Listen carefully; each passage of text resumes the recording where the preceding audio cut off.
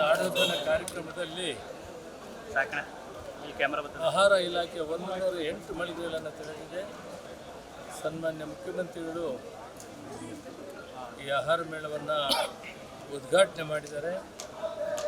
ಭಾರತ ದೇಶದಲ್ಲಿ ಮೊಟ್ಟ ಮೊದಲ ರಾಜ್ಯ ಕರ್ನಾಟಕ ರಾಜ್ಯ ಸುಮಾರು 4.5 ಕೋಟಿ ಜನಕ್ಕೆ ಇವತ್ತು BPL APL ಕಾರ್ಡನ್ನು ಕೊಟ್ಟು ಅಕ್ಕಿಯನ್ನು ಕೊಡುವಂಥ ಕಾರ್ಯಕ್ರಮವನ್ನು ಮಾಡಿದೆ. ಸನ್ಮಾನ್ಯ ಮುಖ್ಯಮಂತ್ರಿಗಳು, ಉಪಮುಖ್ಯಮಂತ್ರಿಗಳು ಸಿದ್ದರಾಮಯ್ಯನವರು, DK ಶಿವಕುಮಾರ್ ಇದನ್ನು ಚುನಾವಣೆ ಮುಂದೆ ಘೋಷಣೆ ಮಾಡಿದ್ರು 10 kg ಅಕ್ಕಿಯನ್ನು ಕೊಡ್ತೀವಿ ಅಂತ.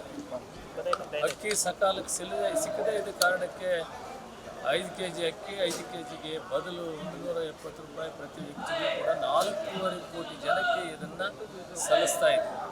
ಇದು ಒಂದು ಮಹತ್ತರವಾದ ದಾಸೋಹ ಕಾರ್ಯಕ್ರಮ.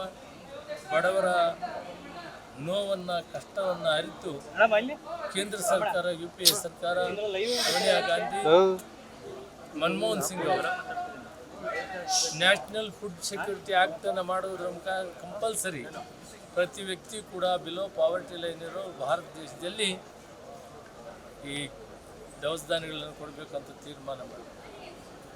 ಮೊದಲು ಮುಖ್ಯಮಂತ್ರಿ ಆಗಿದ್ದಾಗ ಸಿದ್ದರಾಮಯ್ಯನವರು ಅದೇ ಸಂದರ್ಭದಲ್ಲಿ 2013ರಲ್ಲಿ ನ್ಯಾಷನಲ್ ಫುಡ್ ಸೆಕ್ಯೂರಿಟಿ ಆ್ಯಕ್ಟ್ ಜಾರಿ ಆದಾಗ ಮೊಟ್ಟ ಮೊದಲ ಮುಖ್ಯಮಂತ್ರಿ ಭಾರತ ದೇಶದಲ್ಲಿ ಈ ಕಾರ್ಯಕ್ರಮವನ್ನು ಜಾರಿಯನ್ನು ಮಾಡಿ ಅವರು 5 kg ಅಕ್ಕಿ ಕೊಡೋದನ್ನು ಪ್ರಾರಂಭ ಮಾಡಿದರು.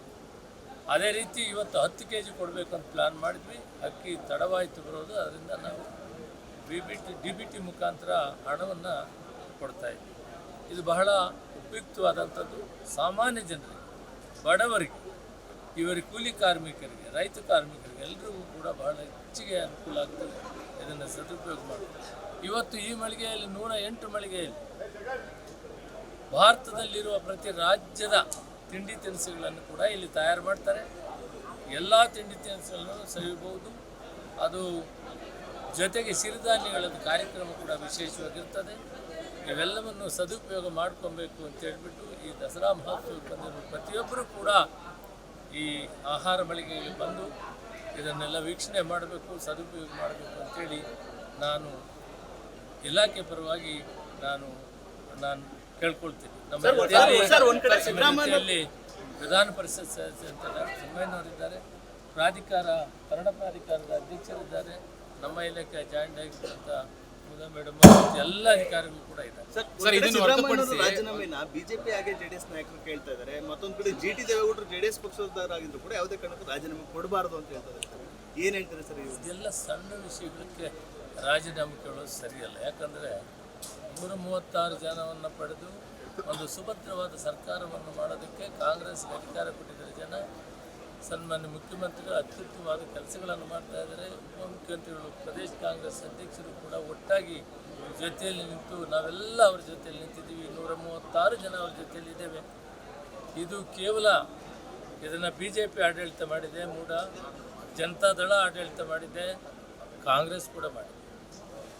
ಅದಕ್ಕೆ JT ದೇವೇಗೌಡರು ಇವತ್ತು ಹೇಳೋದನ್ನು ಸ್ವಾಗತ ಮಾಡ್ತಾರೆ. ಯಾಕಂದರೆ ಇವೆಲ್ಲ ಸೈಟ್ ಕೊಡೋದು ಬಿಡೋದು ಸಾಮಾನ್ಯ ಜನರಿಗೆ ಸಹಜವಾದದ್ದು. ಇದು ಇಶ್ಯೂನೇ ಅಲ್ಲ. ಇದು ರಾಜಕೀಯವಾಗಿ ಕುತಂತ್ರ ಮಾಡಿ BJPಯವರು ಸನ್ಮಾನ್ಯ ಸಿದ್ದರಾಮಯ್ಯನನ್ನು ಇವತ್ತು ಮುಖ್ಯಮಂತ್ರಿ ಸ್ಥಾನದಿಂದ ಇಳಿಸಬೇಕಂತ ಅವ್ರು ಪ್ಲ್ಯಾನ್ ಮಾಡಿದ್ದಾರೆ. ಅದಕ್ಕೆ ನಾವು ಬಗ್ಗೋದಿಲ್ಲ. ಅವರೇ ಮುಂದುವರಿತಾರೆ. ನಾವು ಕೋರ್ಟಲ್ಲಿ ಇದನ್ನು ಫೈಟ್ ಮಾಡ್ತೀವಿ. ಯಾವುದೇ ಕಾರಣಕ್ಕೆ ರಾಜೀನಾಮೆ ಕೊಡೋದಿಲ್ಲ.